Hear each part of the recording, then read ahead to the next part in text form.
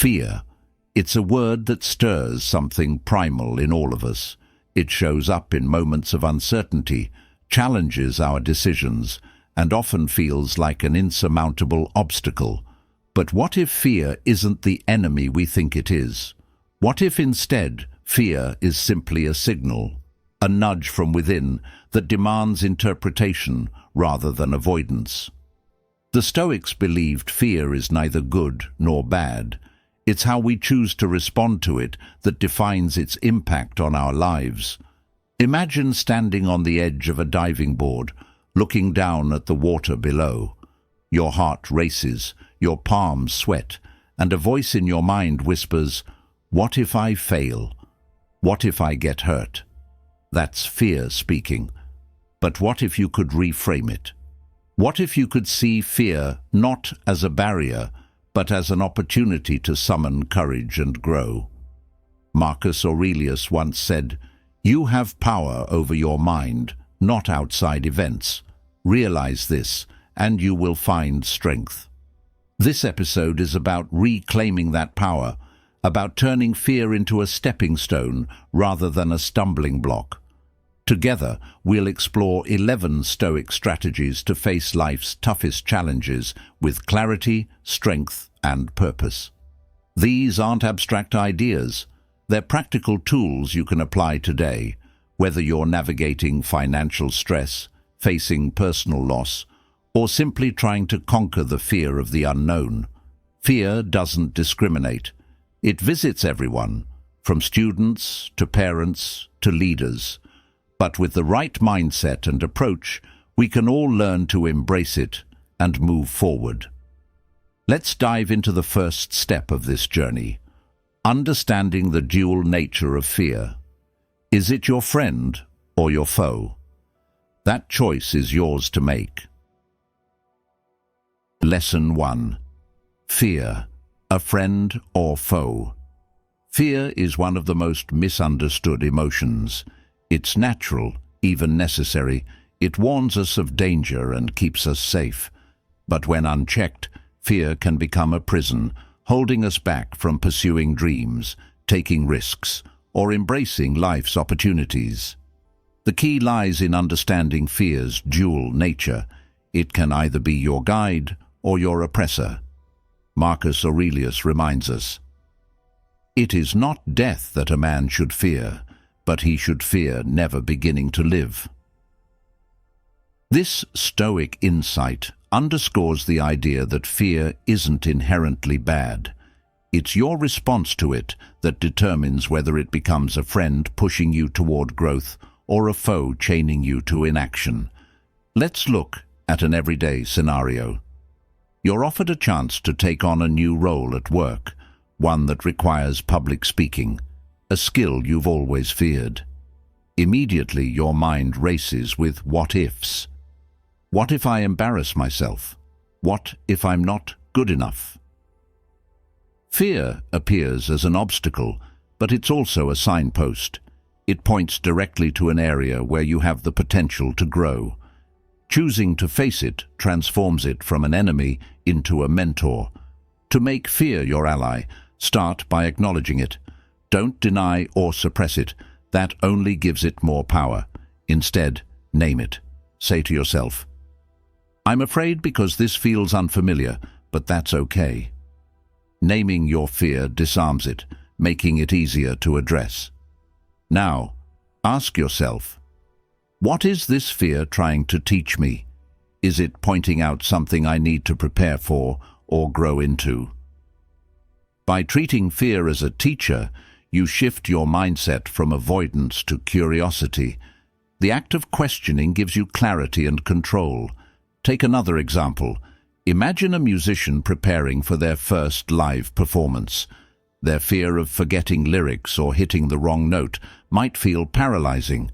But when they recognize that fear stems from a desire to do well, they can channel that energy into preparation. Fear doesn't disappear, but it transforms into focus and determination. To integrate this strategy into your life, try this exercise. The next time you feel fear, pause and write it down. What exactly are you afraid of? What's the worst that could happen? Often, simply putting your fears into words reveals that they're not as overwhelming as they seemed in your mind. Then, ask yourself, what's the best that could happen if I face this fear? This reframe shifts your focus from risk to reward. Think of fear like a shadow. It only exists when there's light. Your light. The brighter your aspirations and goals, the more noticeable your fears become. But just as shadows have no substance, neither does fear unless you give it one. By leaning into the light of your purpose, you diminish fear's hold on you. When you approach fear with this mindset, you unlock its potential as a force for growth. Fear stops being an enemy to overcome and becomes a companion on your journey, reminding you of what matters and urging you to rise to the occasion. So the next time fear appears, don't shy away from it. Acknowledge it, learn from it, and let it propel you forward. Because when fear is understood, it ceases to be a foe. It becomes the catalyst for your courage. Lesson 2. Acknowledge your fear, but don't let it control. Fear, at its core, is a natural response, a survival instinct designed to protect us from harm. But in modern life, fear often oversteps its role, seeping into situations where it doesn't belong. It whispers doubts, magnifies risks, and sometimes paralyzes us into inaction.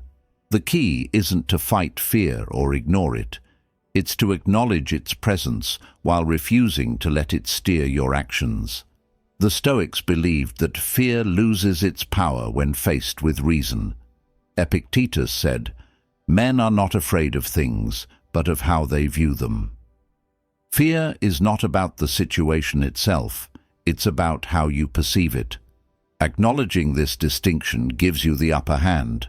When you recognize fear for what it is, you can confront it calmly rather than reacting impulsively. Let's start with a relatable example. Imagine you've been asked to give a speech at your best friend's wedding. You care deeply about doing a good job, but fear creeps in. You think, what if I stumble over my words? What if I ruin the moment? Acknowledging your fear might look like saying to yourself, "Yes, I'm nervous, and that's okay. It means I care about this moment, but this fear doesn't define my ability." Acknowledging fear is about naming it without judgment.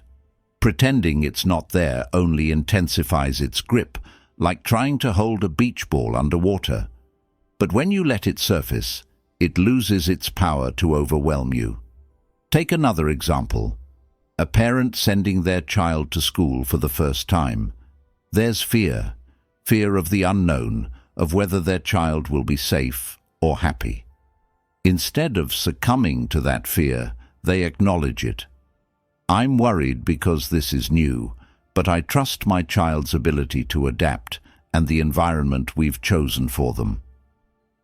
Acknowledging the fear allows them to focus on preparing their child rather than being consumed by anxiety.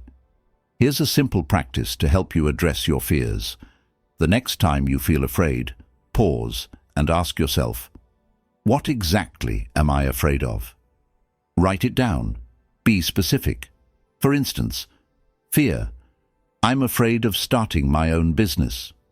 Reason. I don't know if I'll succeed. Then take it further. What's the worst that could happen? Can I handle that? Often you'll find that the worst-case scenario isn't as catastrophic as it feels, and even if it is, you can prepare for it, which reduces the fear's intensity. Imagine a student preparing for an important exam. Their fear tells them, "What if I fail?" Acknowledging that fear might look like this. I'm nervous about failing because this matters to me, but I've prepared, and even if I don't get the result I want, I'll learn and try again. This reframing shifts the focus from fear to actionable steps, like studying or seeking help. Another approach is to remind yourself that fear is often exaggerated. Think about how many times you've worried about something only for it to turn out better than expected. Fear thrives on worst-case scenarios, but reality is rarely as dire as we imagine. By acknowledging this tendency, you create room for calmness and clarity. When fear tries to control you, it helps to ground yourself in the present moment. Fear often drags you into the future with what-ifs. Instead, ask, what can I do right now? For example, if you're nervous about a job interview, focus on preparing for likely questions or practicing your answers. Taking action in the present diminishes fear's grip on the future. Think of fear like a fire alarm. It's meant to alert you, not control your every move. Acknowledge its signal, assess the situation, and take deliberate action. Fear's purpose is to prompt awareness, not to paralyze you. So the next time fear arises, pause and say, I see you, fear. I understand why you're here, but I won't let you make my decisions. Acknowledge its presence, but keep moving forward. Because fear doesn't define you, it's just a visitor, and you decide how long it stays. Lesson 3. Analyze the roots of fear with a cool mind. Fear can feel overwhelming because it's rarely specific. It thrives in the shadows of uncertainty, feeding on vague thoughts and imagined scenarios. To conquer fear, the Stoics teach us to approach it with rationality and clarity. By calmly examining where your fear comes from, you take its power away. Fear might knock on the door, but understanding its roots ensures you don't invite it in. Epictetus said, "When something frightens you, seek to understand it. Is it the thing itself, or your judgment of it, that causes fear?" This wisdom challenges us to pause and ask, what am I really afraid of? Often, fear isn't about the event or circumstance itself. It's about the story we tell ourselves about what might happen. Imagine being afraid of taking a big risk, like changing careers. On the surface, it seems like fear of failure, but if you dig deeper, you might discover that the real fear is about judgment. What will people think if I don't succeed? Or about losing financial stability? Once you name those fears, you can tackle them head-on. Maybe you create a safety net before taking the leap, or remind yourself that others' opinions don't define your worth.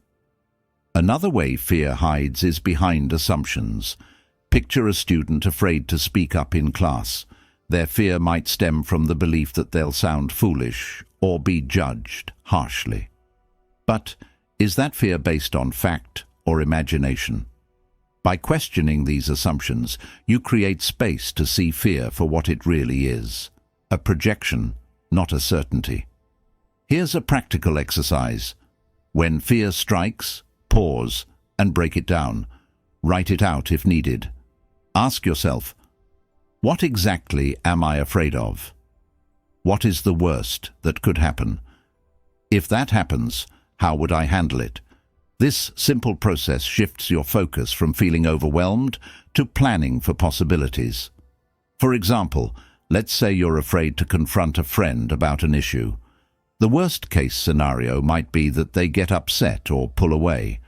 Once you acknowledge that, you can prepare for how you'd respond and remind yourself of the potential benefits, like resolving the conflict or strengthening the relationship.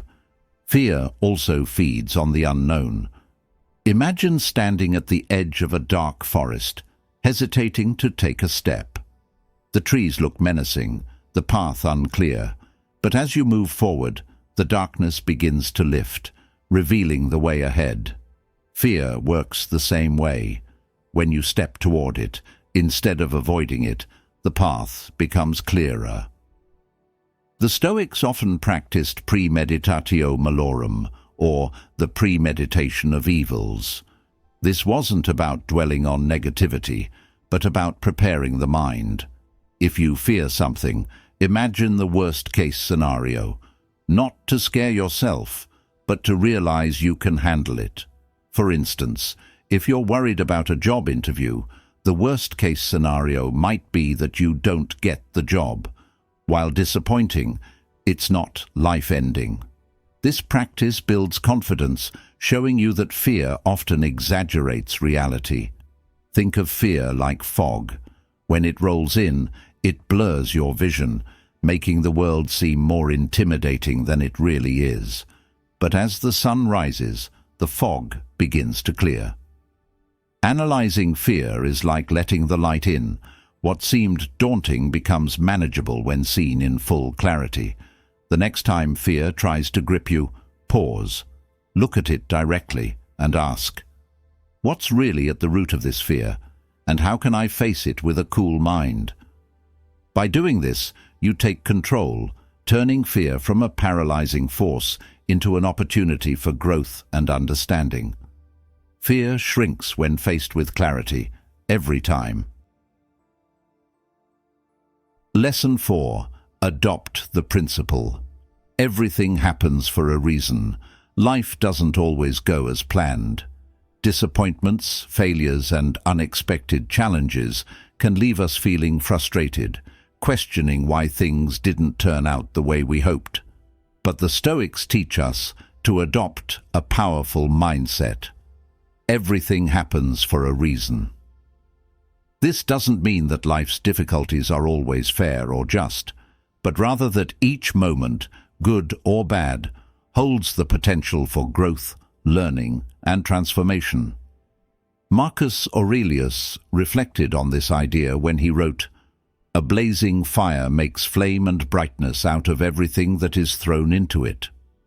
This means that whatever life throws your way, you have the power to transform it into something meaningful. The obstacles you face today might just be the stepping stones that lead you to something greater tomorrow. Think about a time when something didn't go your way, a job you didn't get, a relationship that ended, or an opportunity that fell through. In the moment, it likely felt like failure.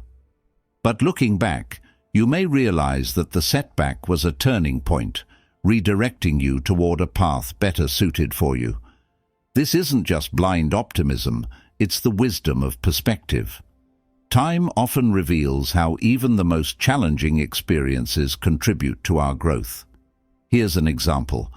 Imagine you've spent weeks preparing for a promotion at work, only to have it go to someone else. At first, the disappointment feels unbearable, but as you reflect, you realize that this opens up space to explore opportunities elsewhere, maybe even a role more aligned with your passions and skills. By trusting that there's a reason behind the setback, you free yourself from resentment and focus on moving forward. This mindset doesn't mean ignoring pain or pretending hardships don't hurt. It means embracing the idea that challenges, while difficult, carry hidden lessons. For instance, losing a close friendship might teach you the importance of boundaries or the value of self-respect. Facing financial struggles could push you to develop better habits or discover creative solutions. In each case, the difficulty becomes a teacher. The Stoics also remind us that we can find meaning in our reactions, even if the event itself seems senseless. For example, Epictetus said, "It's not what happens to you, but how you react to it that matters." If life throws you an unexpected curveball, ask yourself, what can I learn from this? How can I use this experience to grow stronger or wiser? This shift in focus transforms hardship into an opportunity for self-improvement. Let's bring this idea into daily life. Picture someone missing their train on the way to an important meeting. They could choose to dwell on the frustration, letting it ruin their day, or they could use the extra time to review their notes, reflect on their goals, or simply breathe and reset. The event itself doesn't change, but their mindset determines whether it becomes a setback or a moment of preparation. Another example might be losing out on a dream apartment. It's easy to feel disappointed, but what if that loss leads you to discover an even better place, one you wouldn't have found otherwise? Trusting that events have a purpose helps you move through life with resilience and grace, even when the outcome isn't immediately clear. Adopting the principle of everything happens for a reason doesn't mean accepting things passively. It's about taking ownership of how you interpret and respond to events. You can choose to see setbacks as signs of failure or as invitations to grow. The choice is yours, and the power lies in your perspective. So, the next time you face an obstacle, pause and remind yourself, this too has a reason. What can I learn from it? How can I use it to move forward? With this mindset, every experience becomes a building block in the foundation of your strength and wisdom, because even in life's toughest moments, there's always something to gain, if you're willing to look for it. Lesson 5. Face the unknown by preparing for the worst. Fear of the unknown. It's a universal experience. The uncertainty of what lies ahead can feel overwhelming, especially when we can't predict the outcome or control the variables. But instead of letting the unknown paralyze us, the Stoics teach us to face it head-on by preparing for the worst, not as an act of pessimism, but as a strategy for resilience. The Stoic practice of premeditatio malorum, or the premeditation of evils, encourages us to consider the worst-case scenarios in any situation. Marcus Aurelius put it simply, if you are distressed by anything external, the pain is not due to the thing itself, but to your estimate of it, and this you have the power to revoke at any moment. By imagining potential outcomes, you take control of your response before the event even occurs, transforming fear into a manageable reality. Imagine you're about to start a new job in a field you've never worked in before. The uncertainty looms large. What if I'm not good enough? What if I don't fit in? Instead of avoiding these thoughts, sit with them. Consider the worst-case scenario. Maybe you struggle in the first few weeks, make a mistake, or feel out of your depth. Then ask yourself, if this happens, what will I do? Perhaps you'll seek help from a colleague, double down on learning, or give yourself time to adjust. Preparing for the worst doesn't mean expecting failure. It means building a roadmap to navigate challenges if they arise. This practice can be applied to countless situations. Take, for example, a parent worried about their child's performance in school. Instead of letting the anxiety spiral, they could think through the possible outcomes.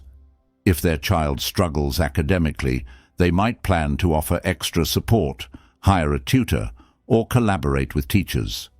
By preparing for potential difficulties, the parent replaces helpless worry with actionable steps. Facing the unknown also involves embracing flexibility. No matter how carefully you prepare, life will always have surprises. But when you've thought through the possibilities, you're less likely to be caught off guard. For instance, if you're planning an outdoor event, you might anticipate rain and arrange for a backup indoor venue. If the rain comes, you're ready. If it doesn't, you've lost nothing. One of the most empowering aspects of preparing for the worst is realizing that you can handle more than you think.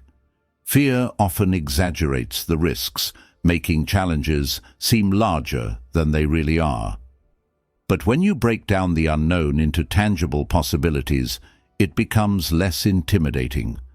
You begin to see that even the worst isn't as bad as your imagination made it out to be, and, more importantly, that you have the strength to face it.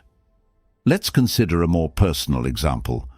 You're debating whether to end a long-term relationship. Fear of the unknown holds you back. What if I regret it? What if I'm alone forever? These fears are valid, but by preparing for the worst, you can confront them constructively. You might think, if I feel lonely, I'll seek support from friends or focus on personal growth. If I regret it, I'll remind myself of why I made the decision in the first place. This preparation doesn't eliminate the pain of the unknown, but it gives you tools to navigate it with confidence. Here's a practical exercise. When you're facing a situation filled with uncertainty, take a moment to write down the worst-case scenarios. Then, for each one, list a potential solution or coping mechanism. This process helps you shift from reactive fear to proactive planning. It also reinforces your belief in your ability to handle whatever comes your way. Think of the unknown like stepping into a dark room. At first, it feels disorienting. You don't know what's there or where to step.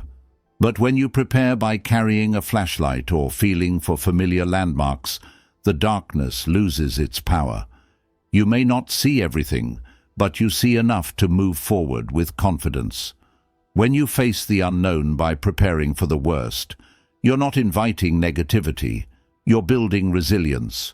You're equipping yourself with the tools to handle challenges and reminding yourself that uncertainty doesn't have to be paralyzing. With preparation comes clarity, and with clarity comes strength.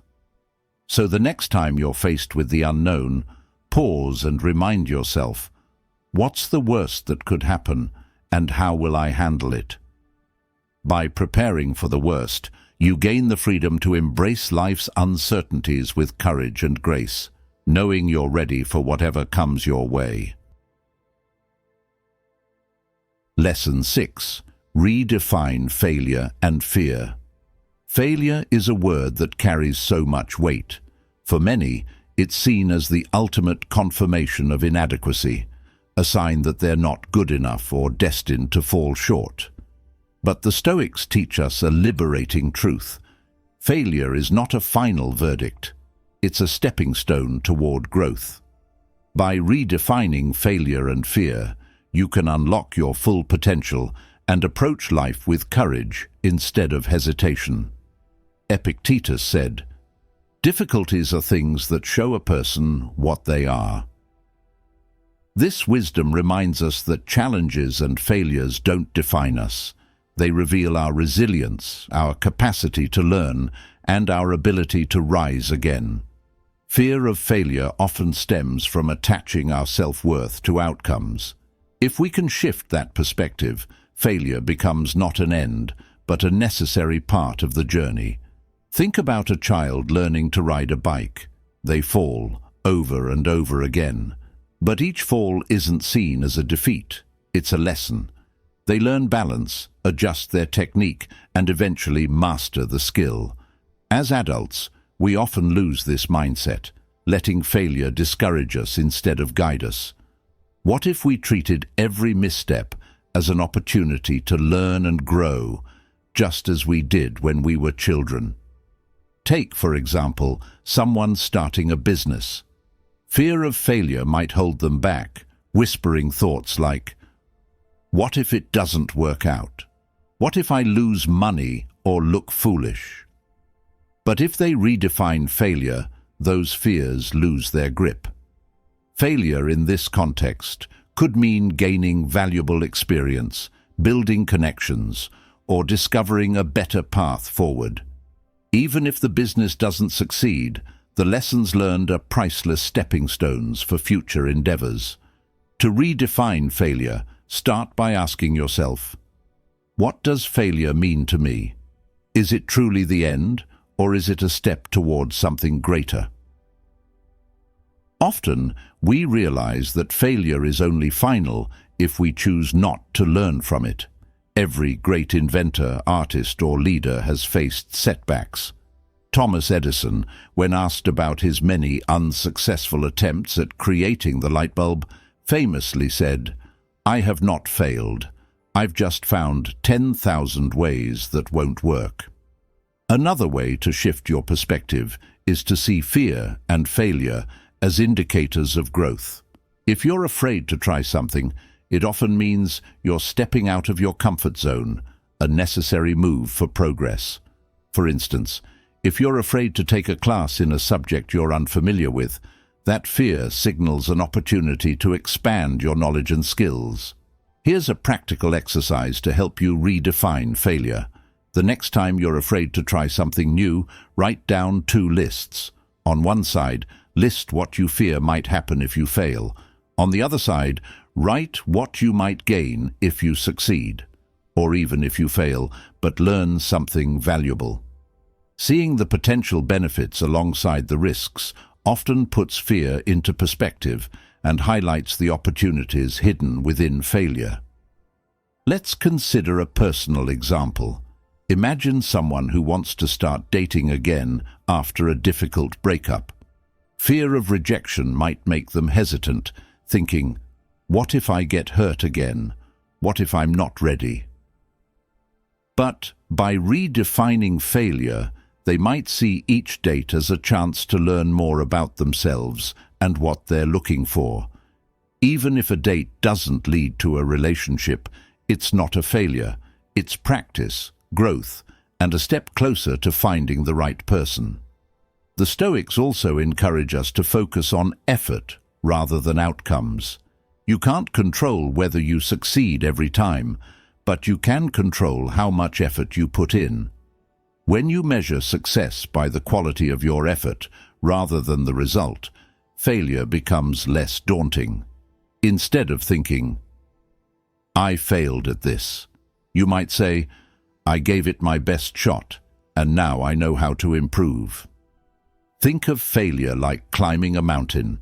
Each stumble or wrong turn isn't the end of the journey. It's part of the path. Each step, whether forward or backward, brings you closer to the summit, as long as you keep moving. Fear may try to tell you to stop, but redefining failure reminds you that progress isn't linear. It's made through persistence.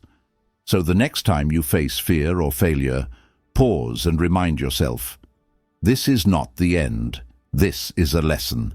This is growth.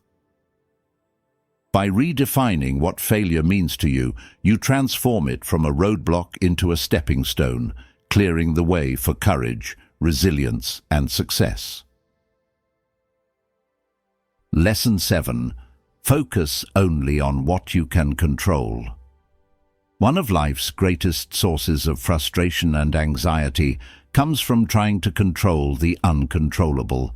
We stress over others' opinions, worry about the outcomes of our efforts, and fret about the endless what-ifs of the future. But the Stoics offer a liberating truth. The key to peace and clarity lies in focusing only on what you can control and letting go of everything else.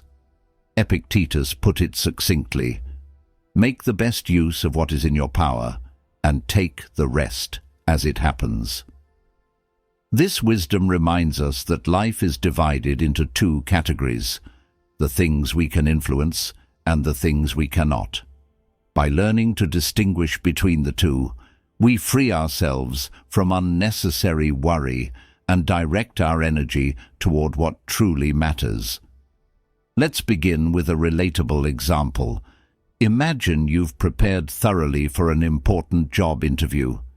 You've rehearsed your answers, researched the company, and even practiced calming your nerves. But as the day approaches, anxiety creeps in. What if they don't like me? What if someone else is more qualified? Here's the truth. You can't control the interviewer's preferences or the competition. What you can control is how you show up, your preparation, your attitude, and your ability to adapt during the conversation. By focusing on these, you let go of the unnecessary stress about things beyond your reach. This principle applies to relationships as well. How often do we try to control how others perceive or respond to us? For instance, a parent might stress endlessly about their teenager's choices, worrying about the influence of peers or societal pressures. While they can't control every decision their child makes, they can control their own actions, offering guidance, setting boundaries, and being a source of support. Shifting focus to what they can influence creates a more balanced and empowering approach. Here's a practical exercise to embrace this lesson. The next time you feel overwhelmed, pause and ask yourself, "Is this within my control?" If the answer is yes, identify one small step you can take to address it. If the answer is no, remind yourself that worrying won't change the outcome. Visualize yourself letting it go, like setting down a heavy bag you no longer need to carry. Consider another example. You're organizing an outdoor event, and the forecast predicts rain.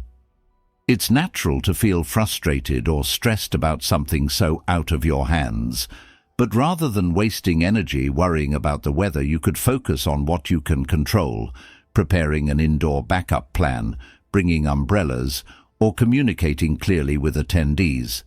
By shifting your focus to actionable steps, you regain a sense of control and ease.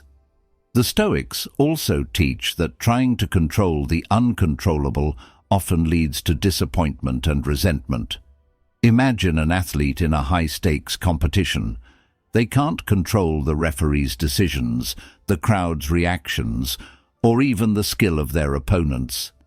But they can control their training, effort, and focus. When they choose to center their energy on these controllable factors, they not only perform better, but also feel more satisfied, regardless of the outcome. Focusing on what you can control isn't about giving up on your goals or being passive. It's about channeling your energy into areas where it will have the greatest impact. When you let go of the uncontrollable, you free yourself to take meaningful action without the weight of unnecessary stress. Think of this lesson like rowing a boat in the ocean. You can't control the wind or the waves, but you can adjust your sails and keep rowing in the right direction. By focusing on what's within your power, you move forward with purpose, regardless of the conditions around you. The next time you feel overwhelmed by life's uncertainties, pause and remind yourself, what can I influence in this moment? By directing your attention to what you can control, you let go of unnecessary burdens and make space for clarity, peace, and progress.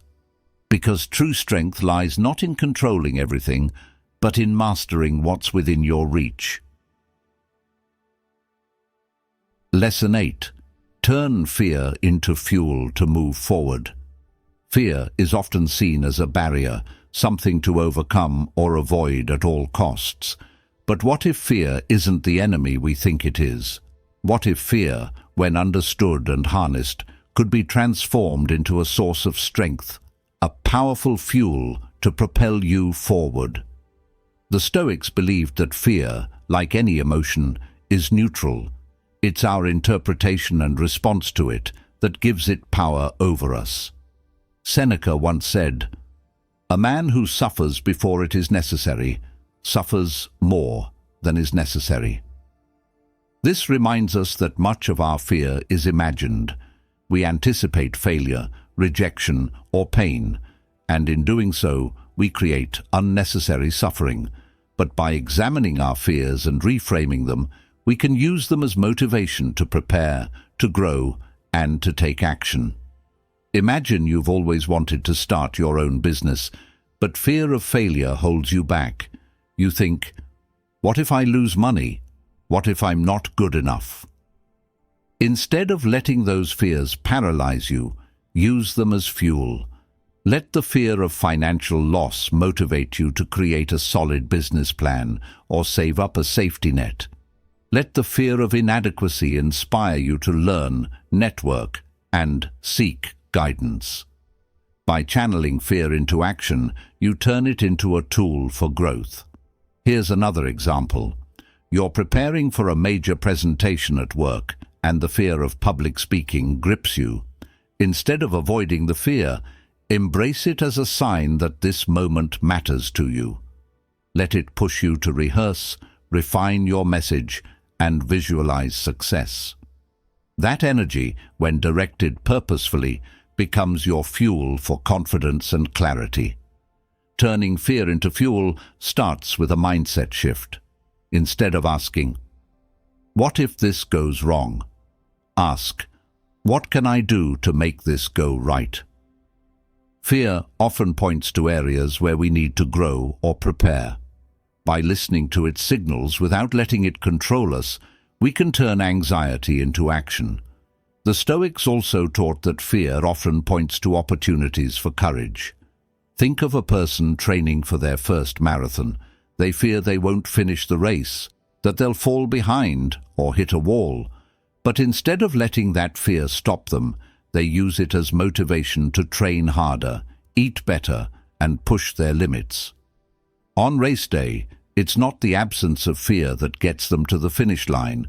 It's their willingness to turn fear into determination. Here's a practical exercise to try. The next time you feel fear, write down what it's telling you. What are you afraid of? Then write one action you can take to address that fear. For instance, fear: I'm afraid I'll fail my exam. Action: I'll create a study schedule and stick to it. This process helps you transform fear from a passive feeling into an active motivator. Consider a relatable situation. A new parent feels fear about whether they'll be good enough for their child. Instead of letting that fear spiral into self-doubt, they can use it as a reminder of their love and commitment. That fear drives them to read parenting books, seek advice, and give their best effort every day. In this way, fear becomes a guide, showing them what truly matters. Fear, when embraced, also helps you build resilience. Each time you face a fear and move through it, you prove to yourself that you're capable of handling more than you thought. It's like lifting weights. What feels heavy today becomes manageable tomorrow as your strength grows. Think of fear like the wind. If you stand still, it pushes you back. But if you adjust your sails, that same wind can carry you forward. When you work with fear rather than against it, you transform it into a source of momentum. The next time fear appears, pause and remind yourself, this fear isn't here to stop me, it's here to guide me. Ask what it's trying to teach you, then take action, because when you turn fear into fuel, it no longer controls you. It empowers you to move forward with purpose, clarity, and courage. Lesson 9. Have faith in your inner strength. Life has a way of testing us when we least expect it. Challenges arise, plans fall apart, and doubts creep in, making us question whether we have what it takes to keep going. But the Stoics believed that within every individual lies an untapped reservoir of strength, an inner power that can carry us through even the toughest trials. By affirming your belief in this strength, you unlock the resilience to face life's challenges head-on. Epictetus reminded us of this truth when he said, "You are stronger than you believe. Bear what happens to you as if it was meant for you." This idea is profound. You already possess the strength you need. It's just waiting to be called upon. Faith in your inner strength isn't about knowing you'll never struggle. It's about trusting that you'll rise, no matter how difficult the journey may be. Imagine someone facing an overwhelming workload at their job. The sheer volume of tasks feels impossible to manage, and the thought of falling short begins to weigh heavily on them. But instead of succumbing to the stress, they pause and remind themselves, "I've handled tough situations before, and I can handle this too." They break the workload into smaller, manageable pieces and focus on one task at a time. With each step forward, they reaffirm their belief in their ability to persevere. This same mindset can apply to personal challenges. Think of someone going through a painful breakup. The feelings of loss and uncertainty might make them doubt their ability to move forward. But by leaning into their inner strength, they can shift their focus from what they've lost to what they still have: resilience, self-worth, and the ability to rebuild. Each day they take small steps, spending time with loved ones, pursuing hobbies, and rediscovering themselves. Over time, they realize that their strength wasn't gone. It was simply waiting to be reignited. Believing in your inner strength doesn't mean ignoring your fears or weaknesses. It means accepting them and choosing to move forward anyway. It's the quiet courage of taking one more step, even when the road ahead feels uncertain. The Stoics understood that strength isn't the absence of struggle. It's the willingness to keep going despite it. Here's a practical way to strengthen your belief in your inner power. Reflect on moments in your life when you overcame adversity. Maybe it was acing an exam you thought you'd fail, bouncing back from a financial setback, or supporting a friend during their time of need. Write down these moments as proof of your resilience. When doubt creeps in, revisit this list to remind yourself of what you're capable of. Consider another example: a single parent juggling work, household responsibilities, and raising their child. Every day presents new challenges, and there are moments when they wonder if they're enough.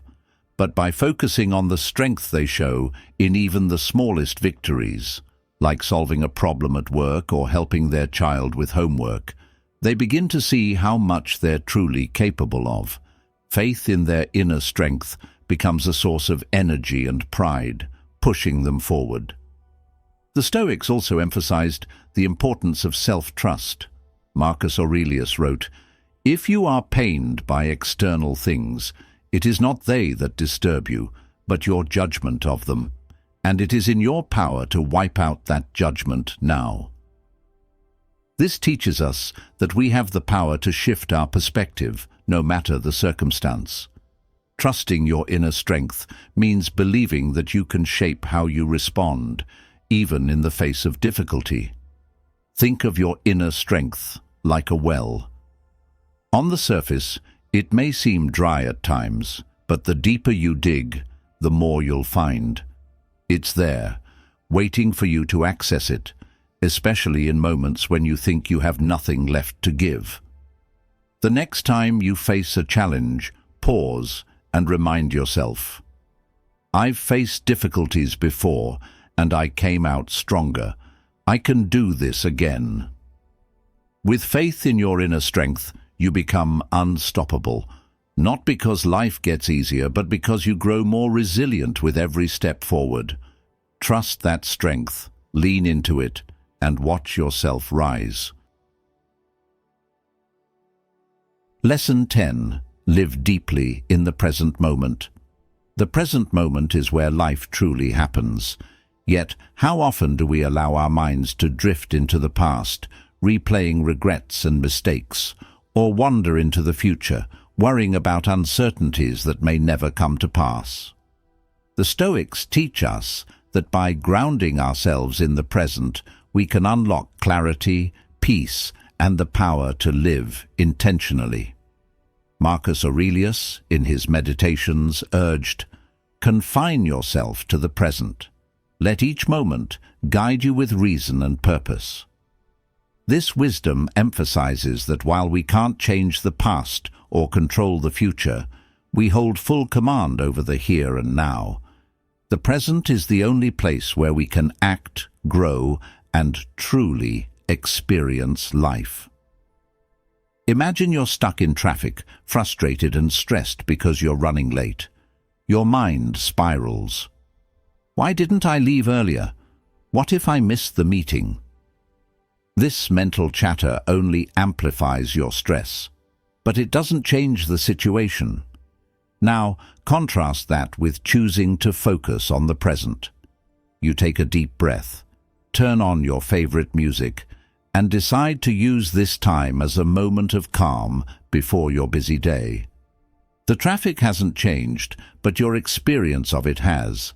Living in the present moment doesn't mean ignoring the past or avoiding planning for the future. It means not letting them dominate your thoughts and emotions. The past is a teacher. Learn from it.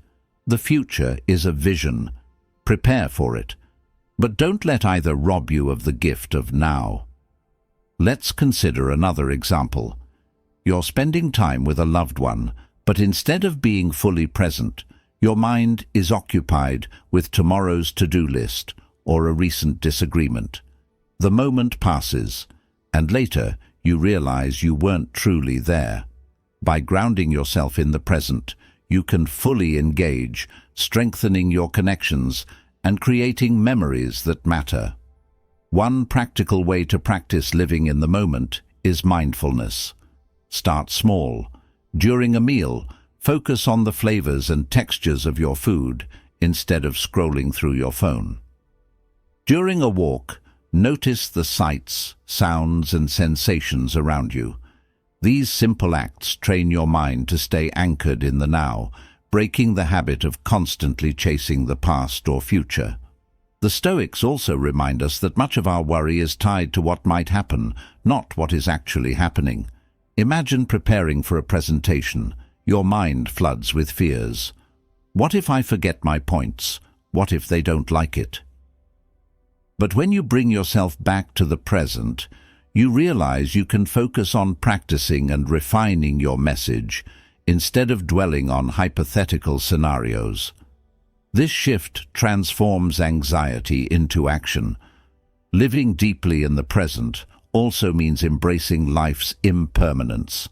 Seneca wrote, "While we are postponing, life speeds by." Time is fleeting, and each moment is precious. When you fully engage with the present, you honor the fact that life is happening now, not in the distant past or uncertain future. Here's a simple exercise to center yourself in the present. When you find your mind wandering, pause and take 3 deep breaths. With each breath, bring your focus to what you can see, hear, and feel in that moment. This practice helps you reconnect with the present and shift your attention away from distractions. Think of the present moment like a flowing river. You can't step into the same water twice. It's always moving, always changing. By immersing yourself in the flow, rather than standing on the bank longing for what's upstream or downstream, you experience life as it is meant to be, alive, dynamic, and full. The next time you catch yourself dwelling on the past or worrying about the future, pause and remind yourself, the only moment I can control is this one. Choose to act, reflect, and live intentionally in the here and now. By doing so, you'll not only find peace, but also discover the power to create a life that is truly your own, one present moment at a time. Lesson 11. Accept fear, then let it go. Fear has a way of creeping into our thoughts, holding us hostage, and convincing us that we're powerless to move forward. But the Stoics believed that the first step to freedom is acceptance, not fighting or suppressing fear, but acknowledging it for what it is. Only by accepting fear can we learn to let it go and reclaim our sense of control. Seneca said, "He who is brave is free." This quote reminds us that courage isn't the absence of fear. It's the ability to face it, understand it, and choose not to let it define us. Fear is simply an emotion, a natural response to uncertainty. When we stop resisting it and instead allow ourselves to feel it, we take away its ability to overwhelm us. Imagine you're standing at the edge of a high diving board. The fear of jumping grips you, your heart races, your legs feel shaky, and your mind floods with what ifs. The more you try to push the fear away, the stronger it seems to get. But what if, instead of resisting, you took a deep breath and acknowledged it? You might say to yourself, "I'm scared, and that's okay. Fear is a part of this experience, but it doesn't have to stop me." By accepting the fear, you strip it of its power, making room for courage to take its place. Acceptance doesn't mean surrendering to fear. It means creating space for it without letting it control you. Take another example. A student about to take a final exam. They might think, "I'm so anxious. What if I fail?" Instead of spiraling into panic, they could acknowledge their fear and say, "I feel nervous because this is important to me. That's natural, but I've prepared, and I'll do my best." This simple act of acceptance shifts their mindset, allowing them to focus on what they can do rather than what they can't control. Letting go of fear often requires shifting your perspective. Ask yourself, what is this fear really about? Is it protecting me, or is it holding me back? For example, someone hesitant to start a new project might discover that their fear stems from perfectionism, the belief that they must succeed immediately or not try at all.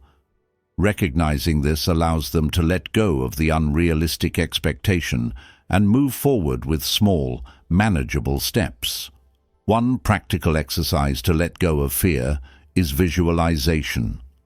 Close your eyes and imagine your fear as a heavy weight you're carrying.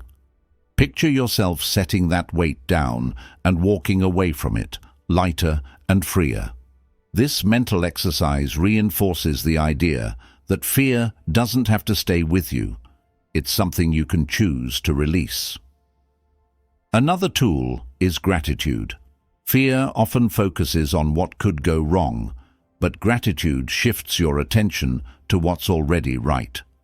For example, if you're nervous about giving a presentation, pause and reflect on what you're grateful for.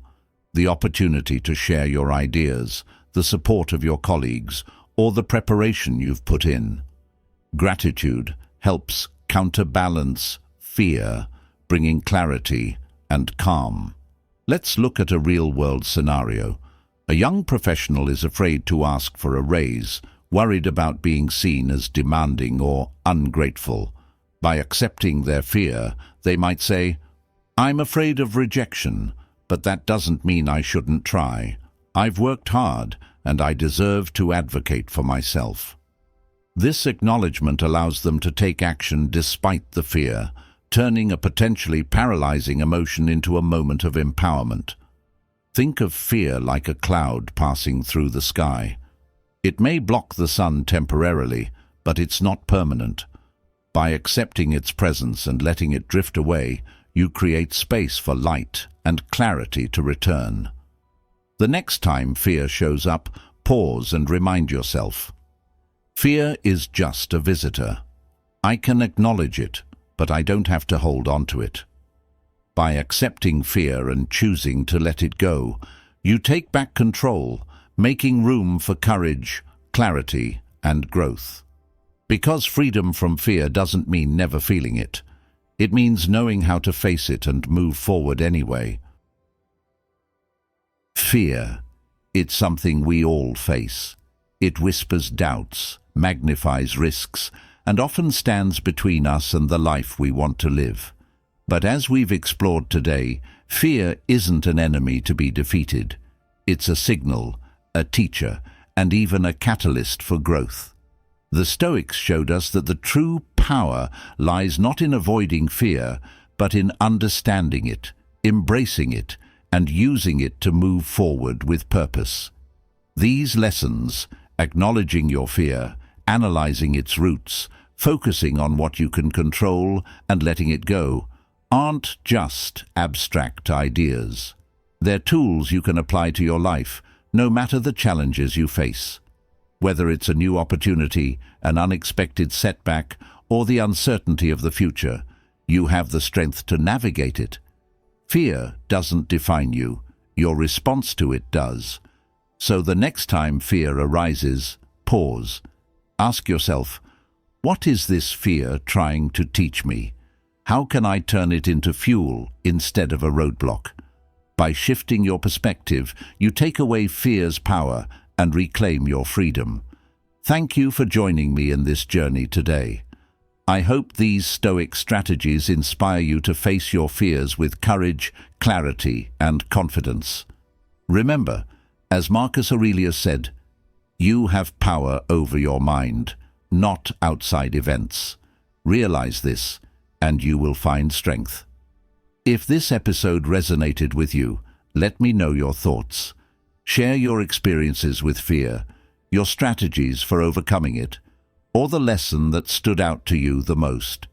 And don't forget, living fearlessly isn't about never feeling afraid.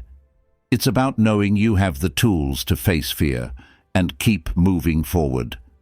Until next time, take care, embrace your courage, and live boldly. You've got this.